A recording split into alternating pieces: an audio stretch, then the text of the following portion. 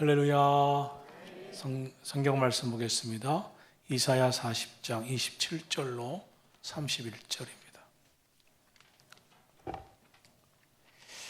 이사야 40장 27절부터 구약성경 1015페이지가 되겠습니다. 구약성경 1015페이지가 됩니다. 이사야 40장 27절부터 31절입니다. 한 절씩 교독합니다. 야곱아 어찌하여 내가 말하며 이스라엘아 내가 이르기를 내 길은 여호와께 숨겨졌으며 내 송사는 내 하나님에게서 벗어난다 하느냐. 너는 알지 못하였느냐 듣지 못하였느냐 영원하신 하나님 여호와 땅끝까지 창조하신 이는 피곤하지 않으시며 곤비하지 않으시며 명철이 한이 없으시며 피곤한 자에게는 능력을 주시며 무능한 자에게는 힘을 더하시나니 소년이라도 피곤하며 곤비하며 장정이라도 넘어지며 쓰러지되 함께합니다. 오직 여호와를 앙망하는 자는 새 힘을 얻으리니 독수리가 날개치며 올라감과 들 것이요 다른 박질하여도 곤비하지 아니하겠고 걸어가도 피곤하지 아니하리로다. 아멘. 오늘 말씀은 읽기만 해도 은혜가 되는 말씀, 위로가 되고 소망이 되는 말씀입니다. 이 말씀은 선지자 이사야가 150년, 이사야 선지자가 예언하고 150년이 지난 후에 바벨론에 유다 백성들이 포로로 끌려가서 고통을 당하다가 결국 귀환하는 그런 하나님의 은혜로 다시 돌아오는 그 일을 예언하고 있는 말씀입니다. 이사야 성경은 이사야 1장부터 39장까지 읽으면 하나님이 엄격하게 회개를 촉구하시는 말씀입니다. 범죄한 이스라엘 백성들이 앞으로 이렇게 회개하지 않으면 하나님이 심판하신다 하는 말씀입니다. 그런데 40장부터는 하나님은 이 바벨론의 포로로 끌려가지만 하나님은 회복해 주신다. 하나님은 다시 함께 해 주실 것이다. 그러므로 너무나 고통스러운 순간이 와도 회복에 대한 소망을 갖고 살아야 된다. 위로와 소망과 격려를 주시는 말씀입니다. 본문의 배경은 이스라엘 백성들이 바벨론 포로로 끌려가 있는 상황입니다. 그때 그들은 무엇을 하고 있을 거라고 선지자 이사야는 예언하고 있습니까? 이제 지금은 예언하고 있는 겁니다. 포로 생활에서 이스라엘 백성들이 무엇을 할 거라고 선지자 이사야가 예언하는 겁니다. 그럼 어떻게 예언하고 있나 보겠습니다. 이사야 40장 27절입니다. 다 같이 읽겠습니다. 야곱아 어찌하여 내가 말하며 이스라엘아 내가 이르기를 내 길은 여호와께 숨겨졌으며 내 송사는 내 하나님에게서 벗어난다 하느냐.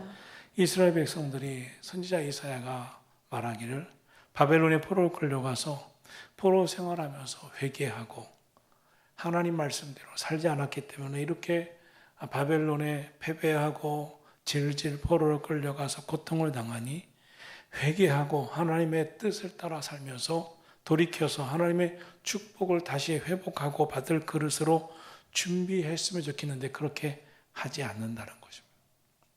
그들은 무엇을 하고 있을 것이냐? 불평하고 원망한다고 이야기하고 있습니다. 그들의 불만은 하나님께서는 우리의 사정을 모르신다. 우리가 얼마나 고통스러운 일을 겪고 있는지 그 문제를 하나님은 더 이상 관심 가져주시지 않는다고 불평한다는 것입니다. 또한 그들의 불만은 내 송사는 내 하나님에게서 벗어난다는 것이었습니다. 이 말씀은 우리가 원통한 일을 당해도 하나님은 무관심하실 거라고, 하나님은 무관심하다고 그들은 여길 것이라는 것입니다. 하나님께 원통한 사정을 부르짖어도 그 원통한 사정을 하나님이 들어주시지 않는다는 것입니다. 하나님께서 자신들을 버리지 않았다면 어떻게 이런 일이 있을 수 있을 것이냐라고 생각한다는 것입니다. 사탄은 어떻게 해서라도 주의 백성들이 좌절하고 절망하고 원망하고 불평하고 불만이 사로잡히게 합니다. 왜냐하면 좌절하고 절망하면 믿음을 잃어버리기 때문입니다. 원망하고 불평하고 불만에 사로잡히면 소망을 잃어버리고 힘을, 의욕을 잃어버리기 때문입니다. 그럼 왜 그렇게 사탄은 의욕을 잃어버리게 하고 절망하게 하고 믿음 잃어버리게 하고 그리고 불평하게 하겠습니까? 그렇게 함으로 믿음으로 살지 못하게 만들고 주시는 사명, 잘 감당하던 사명, 더 큰 사명 감당할 수 없게 한다는 것입니다. 하나님 나라를 위해서 일할 주의 백성들의 마음에 그 악한 영이 이렇게 절망하고 좌절하고 낙심하고 불만에 사로잡혀서 하나님의 백성이 하나님 나라를 위하여 살지 못하게 세상의 마귀에게 마음을 빼앗기게 만든다는 것입니다. 사랑하신 성도 여러분, 이것은 이스라엘 백성들만의 예언이 아닙니다. 오늘을 살아가는 우리에게도 이런 말씀을 하고 있는 것입니다. 우리가 고통당할 때 힘들 때 이런 생각을 한다는 것입니다. 하나님은 우리의 사정을 모르시나 봐. 내가 이렇게 억울한 일을 당했는데 하나님은 왜 돌아봐 주시지 않아? 어떻게 그 하나님이 사랑의 하나님이야? 사랑의 하나님이라면 그럴 수 있겠소? 하고 계속 원망하고 불평한다는 것입니다. 여러분, 그렇다고 나아지는 게 뭐가 있어요? 그럼 어떻게 해야 합니까? 하나님을 알아야 합니다. 역사를 섭리하시는 하나님을 알아야 새 힘을 얻습니다. 다시 일어섭니다. 왜 사람들이 원망하고 불평하고 낙심하고 주저앉게 될까요? 첫째는 하나님을 잘 알지 못하기 때문입니다. 둘째는 이 상황이 결국 이렇게 끝날 것이라고 생각하기 때문에 그렇습니다. 우리는 어떠한 상황일지라도 하나님이 어떠한 분이심을 제대로 알기만 하면 다시 일어섭니다. 다시 새 힘을 얻습니다. 다시 독수리 날개치며 올라갈 수 있습니다. 낙심해 있고 좌절하고 불평하고 불만 가운데 있는 그 이스라엘 백성들을 향하여 이사야 선지자는 이렇게 예언하고 있습니다. 어떻게 예언하고 있나요? 28절입니다. 다 같이 읽습니다. 너는 알지 못하였느냐? 듣지 못하였느냐? 영원하신 하나님 여호와 땅 끝까지 창조하신 이는 피곤하지 않으시며 곤비하지 않으시며 명철이 한이 없으시며 너는 알지 못하였느냐? 너는 듣지 못했느냐? 하나님이 어떤 분이신지 왜 듣지 못했느냐? 하나님이 어떠신 분이신지 왜 알지 못하느냐? 하나님은 우리를 모르시는 분이 아니다. 잊어버리신 분도 아니다. 하나님에 대해서 바르게 알면, 하나님에 대해서 올바로 들으면 낙심하지 않을 것이다. 불평하지 않을 것이다. 원망에 사로잡혀 있지 않을 것이다. 그래서 선지자 이사야는 하나님을 온전히 알아야 한다. 그러면 너희가 주저하지 않을 것이다. 다시 일어설 것이다 라고 말씀하고 있습니다. 이스라엘 백성들이 누굽니까? 선민입니다. 선택된 민족입니다. 홍해의 기적을 경험했고 요단강의 기적을 경험했습니다. 여리고성이 무너지는 경험을 했습니다. 구름기둥 불기둥의 보호를 받는 놀라운 기적을 경험했습니다. 그러나 그들이 어려움을 당하니 과거에 하나님의 은혜가 아무 소용이 없어져 버렸습니다. 사랑하신 성도 여러분, 우리가 성경 말씀의 기적들이 우리 삶에 지나온 삶에 있었던 놀라운 은혜들이 왜 우리에게 능력이 되고 그것이 하나님이 어떤 분이심을 다시 생각하게 하냐면 하나님 그때도 이렇게 역사하셨잖아요. 그때도 하나님 정말 놀라운 일을 겪으면서도 하나님이 정말 안 될 것도 되게 하셨잖아요. 하나님 불가능도 가능케 하셨잖아요. 내 인생이 끝인가 하는 순간에 하나님이 역사하셨잖아요. 그것이 홍해였고 요단강이었고 여리고였고 그 광야의 경험이었습니다. 이 백성들은 어려움을 당하니까 아무 소용이 없어져 버렸습니다. 그런데 이사야 선지자는 이렇게 외칩니다. 하나님을 알아야 한다. 하나님을 바로 알아야 한다. 그럼 하나님은 어떤 분이십니까? 첫째로 하나님은 영원하신 하나님이십니다. 하나님이 영원하신 하나님. 시간을 창조하시고 시간을 주관하시고 기쁠 때나 슬플 때나 잘 될 때나 잘 되지 않을 때나 행복할 때나 행복하지 않을 때나 하나님은 영원하신 하나님이십니다. 변함이 없으신 하나님이십니다. 하나님이 영원히 살아계신 하나님이십니다. 하나님께서는 애굽에서 이스라엘 백성들을 끄집어내어 가나안 땅으로 인도하신 하나님이시라면 지금 바벨론의 포로 생활에 잡혀간 그들에게도 하나님은 430년 동안 애굽에서 이 종살이하던 그들을 구원하신 하나님이시라면 바벨론의 70년의 이 포로로 잡혀간 그들을 넉넉히 이끄시고 인도하실 하나님이 아니겠느냐는 것입니다. 하나님은 영원하시다. 변함이 없으시다. 기쁠 때도 하나님이시지만 슬플 때도 하나님이시다. 잘 될 때만이 아니라 잘 되지 않을 때도 하나님은 영원하시다. 둘째로 하나님은 땅끝까지 창조하신 하나님이시라는 겁니다. 하나님은 땅끝까지 계신 하나님이십니다. 공간에 제약이 없으십니다. 예루살렘 그곳에만 계신 하나님이 아니십니다. 바벨론의 포로로 잡혀왔다고 해서 바벨론에는 계시지 않는 하나님이 아니십니다. 하나님은 예루살렘에도 바벨론에도 늘 어디나 함께 하시는 하나님이심을 믿습니다. 고난이 오고 어려움을 당할 때 우리가 가져야 할 믿음은 현실을 보고 낙심하고 절망하는 것이 아니라 하나님은 어떤 분이신지를 더욱 알려는데 초점을 맞춰야 합니다. 그래서 호세아 선지자는 이렇게 말했습니다. 어려움 당할 때 그러므로 우리가 여호와를 알자, 힘써 여호와를 알자. 그때 하나님께서 호세아 선지자를 통해서 깨닫게 하신 것이 무엇입니까? 하나님은 나는 인애를 원하고 제사를 원치 아니하며 번제보다 하나님을 더욱 아는 것을 원하노라. 하나님을 더욱 아는 것을 원하노라. 오늘 아무리 우리가 번제를 드리고 예배를 드리는 것보다 하나님 이런 분이시지. 그렇지. 하나님 믿습니다. 이것을 원하시는 줄로 믿습니다. 고난 속에서 인생의 광야에서 우리가 깨달을 것은 하나님을 더욱 알기를 힘쓰는 것입니다. 하나님은 어떤 분이십니까? 모든 사람이 구원을 받으며 진리를 아는 데 이르기를 원하시는 줄로 믿습니다. 셋째로 하나님은 능력을 부어주시고 힘을 더해주시는 분이십니다. 29절 말씀입니다. 다 같이 읽습니다. 피곤한 자에게는 능력을 주시며 무능한 자에게는 힘을 더하시나니. 하나님은 누구십니까? 능력을 부어주십니다. 힘을 더해 주십니다. 피곤한 자에게 능력 주시고 무능한 자에게 힘을 더하신다고 했습니다. 그러나 세상은 어떻습니까? 치열한 세상은 이 세상에서 우리가 경험하게 되는 것은 피곤한 자 뭉개버립니다. 지친 자 밀어내버리기도 합니다. 그러나 하나님은 험난한 세상에서 지쳐버린 사람들, 탈진한 사람들, 힘이 없는 사람들에게도 오늘 말씀하십니다. 하나님은 피곤한 자에게 능력을 부어주시고 무능한 자에게 힘을 더하시나니. 하나님, 나는 지금 너무나 주님의 능력이 필요합니다. 너무나 피곤합니다. 나는 주님이 힘을 주셔야 됩니다. 다시 일어설 힘을 주셔야 합니다. 오늘 하나님께서 성도 여러분에게 힘 주시기를 예수님의 이름으로 축복합니다. 오늘도 역사하실 하나님을 바라보시기를 주님의 이름으로 축복합니다. 그럼 이렇게 하나님이 역사하심으로 말미암아 우리는 어떻게 됩니까? 여호와를 앙망하라고 하시며 오늘 우리에게 말씀하십니다.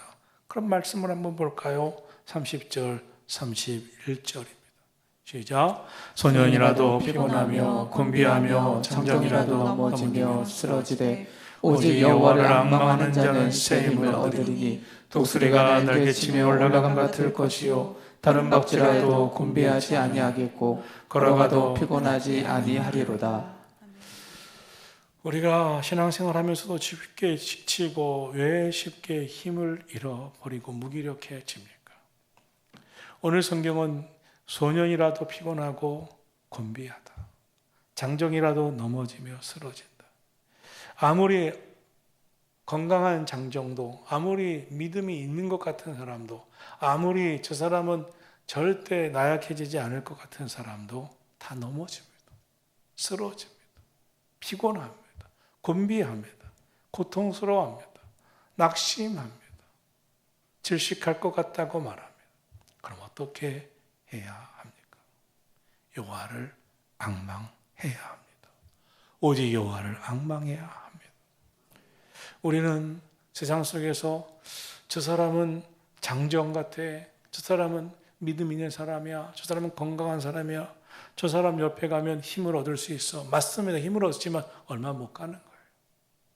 왜냐하면 장정이라도 넘어지고 쓰러지니까, 피곤하고 곤비하니까. 사람은 다 쓰러집니다. 넘어집니다. 그것이 사람입니다. 저 사람은 아닐 줄 알았는데 그런 사람이 없습니다. 왜 우리가 믿음으로 살면서 넘어집니까? 오직 성경은 31절에서 말씀합니다. 오직 여호와를 앙망해야 된다. 오직 여호와를 앙망하시기 축원합니다. 오직 여호와를 앙망하지 않기 때문에 우리는 낙심도 하고 절망도 하고 힘도 잃어버리고 쉽게 곤비하고 넘어지고 쓰러집니다. 이 세상에 소년이라도 피곤하고 곤비하며 장기라도 넘어지고 쓰러지는 것이 세상살이입니다. 어린 자녀들이 성장하면서 놀라는 순간이 있습니다. 우리 엄마도 우리 아빠도 저렇게 힘들어하는구나. 우리 엄마도 우리 아빠도 저렇게 쓰러질 수도 있구나. 그때 자녀들이 성장하면서 깜짝 놀라요. 그러면서 한꺼풀 커지죠. 그러면 이제 노인들, 나이 드신 분들 어떻습니까? 우리 아들은, 우리 딸은 천하장사인 줄 알아요. 그런데 아들을 보니까 이 아들이 나만큼 늙었네. 우리 딸도 이제 힘드네. 그때 또 인간은 연약해집니다. 이것이 세상 살이입니다. 그럼 어떻게 해야 합니까? 오직 여호와를 앙망해야 합니다.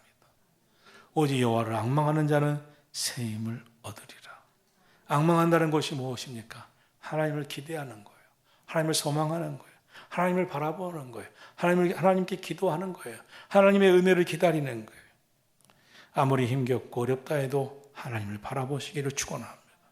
아무리 힘들고 어려워도 하나님을 향하여 기도하고 기대하고 소망하시기를 바랍니다. 오직 여호와를 앙망하는 자는 어떻게 됩니까? 새 힘을 얻으리니 독수리가 날개치며 올라감 같을 것이요 다른 박쥐라해도 곤비치 아니하겠고 걸어가도 피곤치 아니하리로다. 하나님은 피곤치 아니하십니다. 하나님은 창조주시고 전능하신 하나님이시기에 오늘 우리에게 여호와를 앙망하면서 바라보려는 거예요. 우리가 때때로 사람을 앙망합니다. 사람을 앙망하다가 절망합니다. 그리고 원망이 생깁니다. 낙심합니다. 왜냐하면 저 사람은 피곤하지 않는 줄 알았는데 저 사람은 쓰러지지 않는 줄 넘어지지 않을 줄 알았는데 아닙니다. 우리는 끝까지 어떻게 합니까? 여호와 하나님을 앙망해야 합니다. 다윗은 17년 동안 고난을 당했습니다. 숨고 피신해야 했습니다. 그 긴 세월을 어떻게 이겨냈습니까? 사람을 앙망했나요? 아닙니다. 여호와 하나님을 앙망했습니다. 하나님을 앙망하며 기도하며 기다렸습니다. 그리고 새 힘을 얻었습니다. 결국 위대한 왕이 되었습니다. 아브라함이 하나님의 부르심을 받고 믿음으로 갈 바를 알지 못하고 떠난 그 긴 세월 25년을 여호와를 앙망해야 했습니다. 여호와를 앙망하는 자에게 하나님께서는 결국 소망을 이루어 주셨습니다. 여호와를 앙망하는 자 새 힘을 주신다고 했습니다. 새 힘을 주시는데 독수리가 날개치며 올라감 같을 것이라고 하셨습니다. 요즘 같으면 다른 표현을 썼을 것입니다. 그 당시에 유대 광야에서 가장 강력한 그 힘, 독수리가 활개치면서 올라가는 그 모습, 참 멋있다. 어떻게 저 높은 하늘로 올라갈까? 그리고 손살같이 내려와서 짐승을 딱 잡아갖고 그렇게 갈 때 얼마나 멋있었겠어요. 그럼 요즘 시대는 만약에 제가 이 시대의 다윗이라면 이렇게 했을 거예요. 여호와를 앙망하는 자는 로켓처럼 우주로 올라갈 것이다.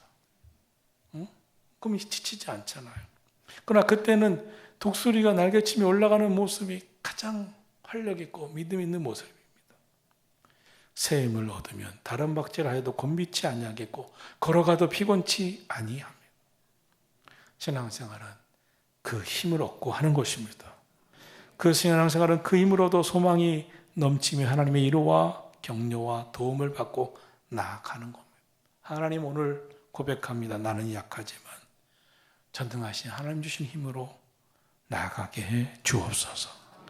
오직 여호와를 앙망하며 새 힘 얻게 해 주시옵소서. 일어서게 하시고 다시 일어나게 해 주시옵소서. 오늘 믿음으로 승리하시기를 축원합니다. 기도합시다.